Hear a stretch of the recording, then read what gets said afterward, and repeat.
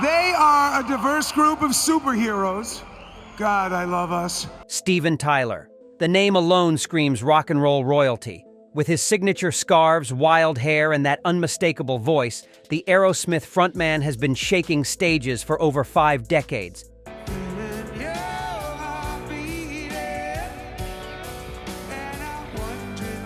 But behind the screams and the fame, Tyler has always been a student of music. He knows exactly which bands shaped him into the legend he became. I went and saw this band called Rammstein. It was like, what planet did these guys fall out of? Recently, Tyler opened up about his 7 favorite bands of all time. These weren't just random picks thrown out in some casual interview. No, these were the artists who allegedly inspired him, challenged him, and maybe even haunted him throughout his career. Sources claim that some of these relationships weren't as smooth as fans might think. From British invasion giants to blues rock pioneers, Tyler's list reads like a who's who of rock history. But here's where it gets interesting. Reports suggest that admiration and rivalry often walked hand in hand for the Demon of Screamin'. Some say his competitive nature turned respect into something darker. Allegedly, Tyler's ego clashed with some of these legendary acts in ways the public never saw. Today, we're counting down Steven Tyler's 7 favorite bands. And trust us, the drama is real. Let's dive in. 7. The Beatles. Steven Tyler grew up worshiping the Beatles like millions of kids in the 1960s. Oh yeah, I'll tell you something. He watched them on Ed Sullivan and felt his world change forever. Those 4 boys from Liverpool showed him that rock and roll could be magic. Tyler has said many times that without the Beatles, there would be no Aerosmith. They were his first love, his biggest inspiration.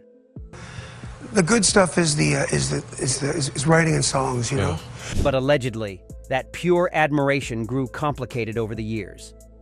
Sources claim Tyler started feeling jealous of their untouchable legacy. No matter how many hits Aerosmith scored, they were always compared to the Beatles. Reports suggest this ate at him.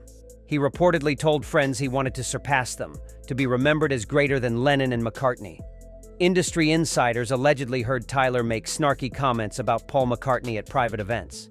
He supposedly said McCartney was living off yesterday's glory. Other sources claim Tyler felt frustrated that American bands never got the same respect as British invasion groups. The love was still there, sure, but underneath?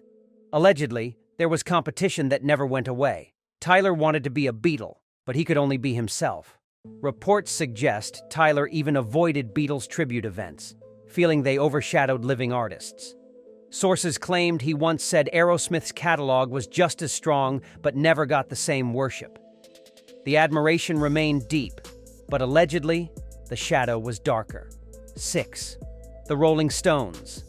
The Rolling Stones were everything Steven Tyler wanted to be.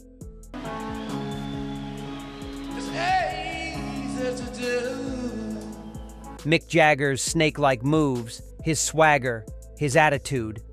Tyler studied every performance like a textbook. He copied Jagger's stage presence and made it his own. In interviews, Tyler always praised the Stones as the greatest rock band ever. They used to say I was a Mick Jagger lookalike. Man, he had lips for miles. I mean, that guy could swallow the earth. But allegedly, that respect came with a sharp edge of jealousy. Sources claim Tyler felt trapped in Jagger's shadow his entire career. Every music critic compared them. Every journalist asked if he was just copying Mick.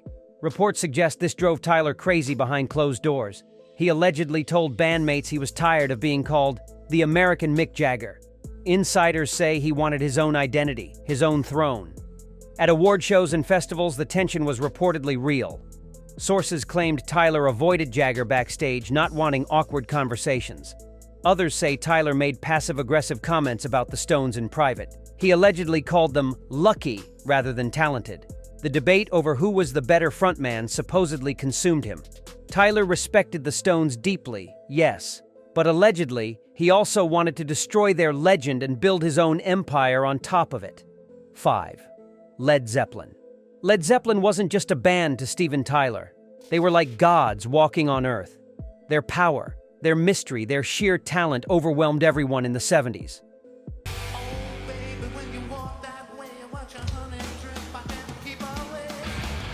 Tyler has admitted that Zeppelin's heavy blues sound directly shaped Aerosmith's early albums. Robert Plant's soaring vocals showed him what a rock voice could really do. Jimmy Page's guitar work set impossible standards, but allegedly that reverence came with crushing pressure. Sources claim Tyler felt intimidated by Zeppelin's mystique. While Aerosmith was clawing for success, Zeppelin was already legendary. Thought I was in for the ride of my life, but she whipped out the camera and got that shot of me. Reports suggest Tyler struggled with feelings of inadequacy. He supposedly told friends he could never match Plant's vocal range or Page's genius. Industry insiders claimed he practiced obsessively, trying to reach their level. The comparison game allegedly tortured him throughout the 70s. Music critics constantly put Aerosmith second to Zeppelin. Sources say Tyler resented living in their massive shadow. He reportedly made bitter comments about how Zeppelin got all the credit for blues rock. Others claim he felt his band worked harder but received less respect. Tyler loved Led Zeppelin with all his heart, but allegedly, he also hated how they made everything else seem small and insignificant. Reports suggest Tyler avoided listening to Zeppelin albums during Aerosmith's recording sessions, fearing the comparison would paralyze him. Sources claimed he once said that Zeppelin's breakup in 1980 was secretly a relief, finally giving other bands room to breathe and claim their own space in rock history. 4. The Who. The Who brought raw energy that Steven Tyler couldn't ignore.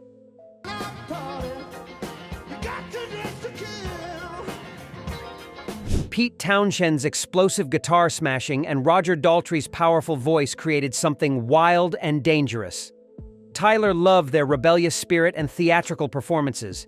He's mentioned The Who countless times as major influences on his own stage presence.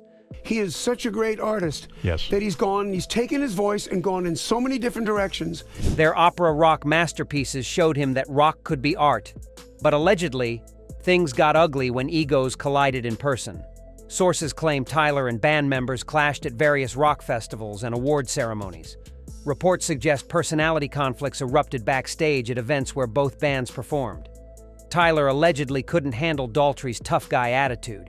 Insiders say heated arguments broke out about what real rock and roll meant. The British versus American rock debate supposedly fueled the fire. Sources claimed Tyler felt disrespected by the Who's camp, like American bands were seen as inferior copycats. He reportedly made sharp comments about British bands acting superior. Others say Townshend dismissed Aerosmith as Beatles and Stones wannabes at a party. Tyler allegedly never forgave that insult. The admiration remained strong for their music. But personally, sources suggest Tyler and The Who couldn't stand being in the same room together. 3. The Yardbirds. The Yardbirds were a guitar player's paradise. Eric Clapton, Jeff Beck, and Jimmy Page all passed through that band like lightning. Steven Tyler watched in awe as these guitar gods created blues rock magic.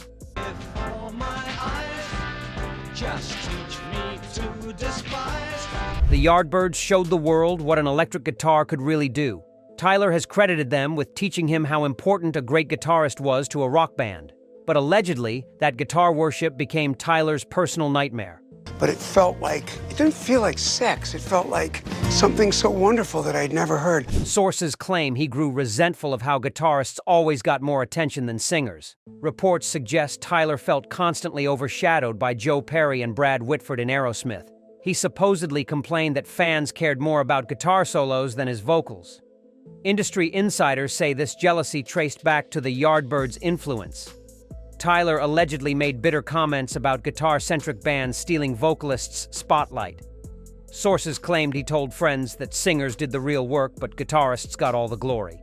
Reports suggest he resented how critics called bands guitar-driven instead of praising frontmen. Others say Tyler specifically mentioned the Yardbirds when venting about this frustration. He loved their music deeply, no question. But allegedly, the Yardbirds created a complex that haunted Tyler forever about sharing the stage with guitar heroes. 2. The Kinks. The Kinks brought something different to rock and roll. Ray Davies wrote songs that told real stories about real people. His clever lyrics and British wit created masterpieces like Waterloo Sunset and Lola.